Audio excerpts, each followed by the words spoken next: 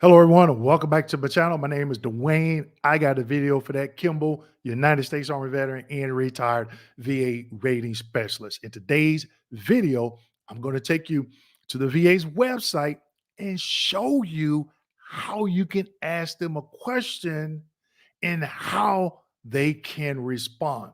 This is a huge nugget.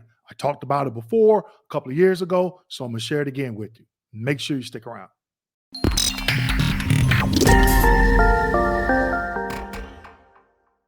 Okay, everyone, so we're going to get into today's video, but before we do, we still have seats available for next month's live educational webinar on how to win your VA claims. Yes, we have seats available. The event is August 13th and 14th from 6 p.m. Eastern Standard Time to 8 p.m. Eastern Standard Time. So today's video, I'm going to show you how to go out to the VA's website and ask a question and get a response. I've talked about this before. Now, you have to be methodical in your question.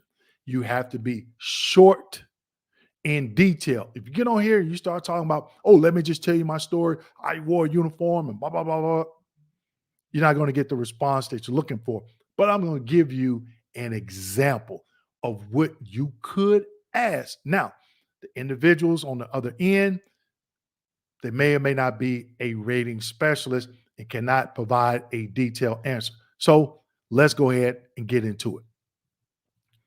This is the VA's website. And again, they're doing a good job in the VA putting information on their website, educating veterans, but you have to really dig for this information. Now, I am going to put the link for this particular site in the description section. So you have to go and search in the description section. I'll put it towards the top, okay? Make it easier for you. But if you leave me a comment, say, Dwayne, what's the link? I'm going to tell you, go look in the description section, okay? We as veterans have to stop thinking that this information should be spoon-fed to us. You need to invest the time to get educated. And I'm helping you do that as a former VA rater and giving you some huge nuggets. Okay, so it says, welcome to Ask VA. Get the most complete experience by signing in before starting your message. When you're signed in, you will enjoy these benefits, okay? Track your message from form submission to resolution. So obviously, they're going to send you an email confirming that they got it, and you should have a reference number. Keep it, okay? Here's why, all right? It says, see all your past messages. Now, you can create an account, sign in to start your message. If you hadn't created an account, create one. If you already have one, you can sign in. It says here, start your message without signing in. Now, I don't know if you start your message without signing in, will you be able to track it? That I don't know. You should if they send you a reference number, all right?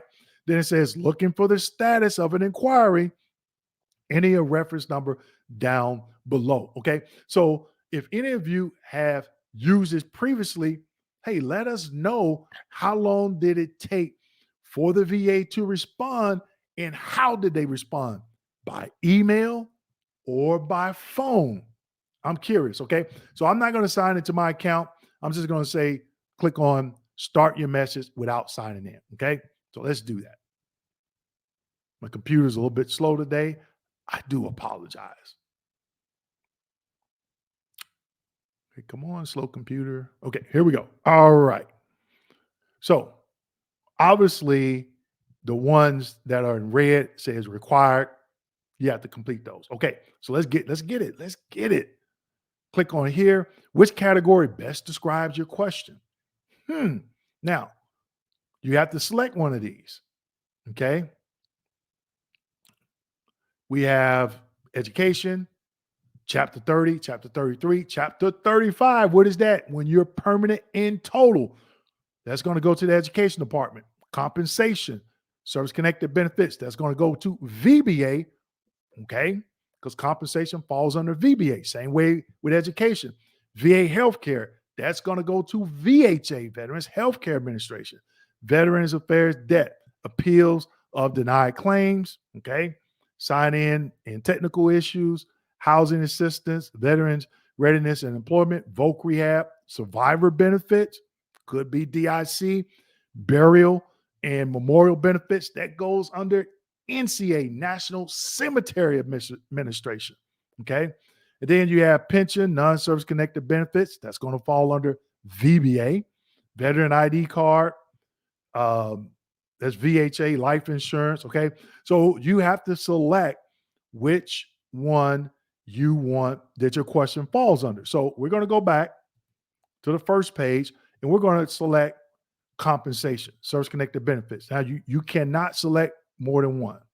Okay, as you can see. So compensation, click on select. Which topic best describes your question? Okay, here we go. Aid and attendance benefits. What is that? SMCL. Direct deposit inquiries, filing for compensation benefits, guardianship issues, questions about compensation received. Okay, status of a pending claim. Let's see. Should I select filing for compensation status of pending claim? Let's do that. Okay.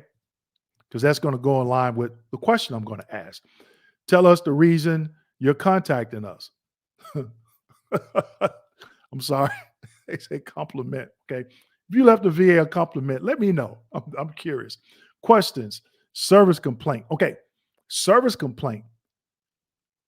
You could put in here, hey, I went to my VA CMP exam with QTC, LHI for back, ankle, knee, hip, whatever, musculoskeletal exam, and the doctor failed and refused to use a goniometer. Please reschedule my CMP exam before the claim is adjudicated. Also, you want to put that same information on a VA form 21-4138 and use the quick submit, which I have a video for that on my channel. Just go out and find it and upload that 4138 through the quick submit and call 800-827-1000 and let them know that. In addition, go to Google and leave that doctor a Google review if they have a GMB account. So, all right. So we're going to say question. All right. My inquiry is a general question about me, the veteran. Email. I'm not a big fan of them emailing you back because what I've seen when I was a VA rater, this information in veterans file was very vague when they email you. Click a phone call. Now, if you have a call pop-up blocker or something like that on your phone, you need to take it off. Because if you missed a call because you think it's a scam or spam or whatever, that's totally on you. All right. Now, once you get that call, obviously you can put that pop-up blocker or spam blocker back on your phone. Okay.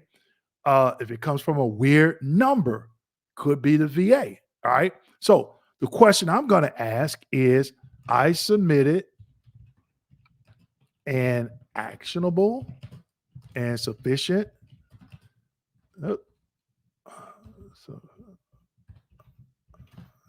DBQ for a claim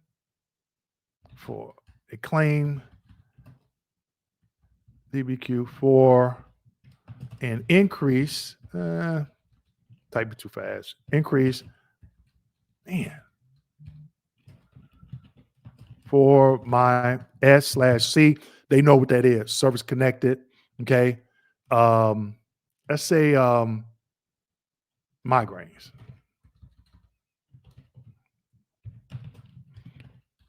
Per 38 CFR, we're going to leave some breadcrumbs from them. Okay. Per 38 CFR 3.326 subpart B, subpart C, a further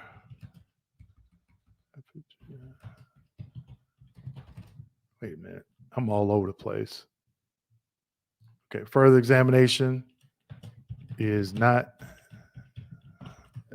necessary due to my DBQ being for rating purposes. Okay. So again, I submitted an actionable and sufficient DBQ for increase for my SC service connected migraines per 38 CFR 3.326 subpart B, subpart C. A further examination is not necessary due to my DBQ being sufficient for rating purposes. Please give me a call and explain why a C and P exam was requested. CMP exam was requested. Okay. Now, obviously, if the person contacts you, when you pick up the phone, they're going to verify it as you. And some questions that you need to ask them is, hey, what is your first name? What is your job title? What regional office do you work out of? What is the 3-digit code to that regional office? Here's why. If they say they're a VSR, 9 times out of 10, at least when I was at the VA, VSRs do not get training on what makes a DBQ sufficient. Only raters do, and decision review officers. Okay, so if they say a VSR, just say, well, how do you know my DBQ isn't sufficient? And then you can go on and say, look, I don't want to show up because I don't want there to be any conflict in medical evidence. That's your choice, but that's a choice you have to make. Okay, so let's go to the next screen. Again, I apologize. For some reason, my computer is moving really slow today. Okay, so here's more information. You have the veteran's name, veteran's first name, last name, suffix, preferred name, gender. These are not required. Only ones that are in red are required.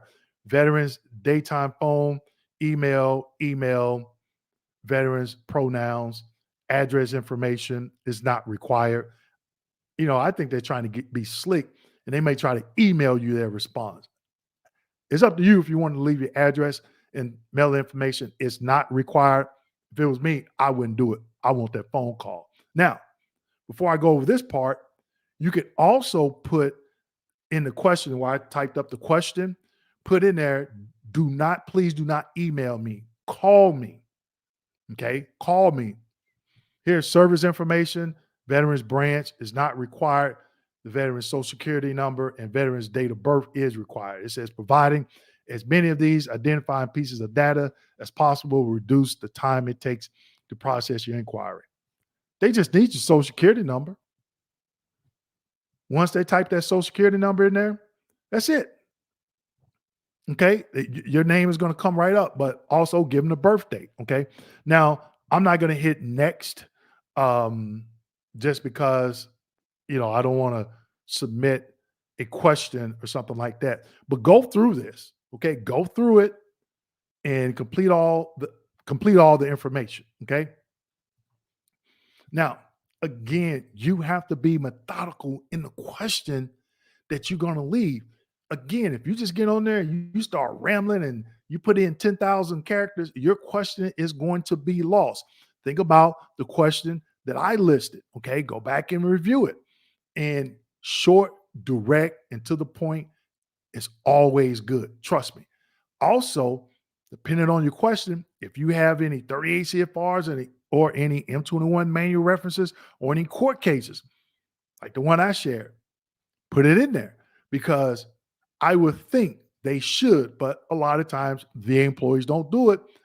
They should look at the question and say, okay, let me go out to our website and confirm this regulation to see if it corresponds with what the veteran's question is. Okay. Hopefully they do it.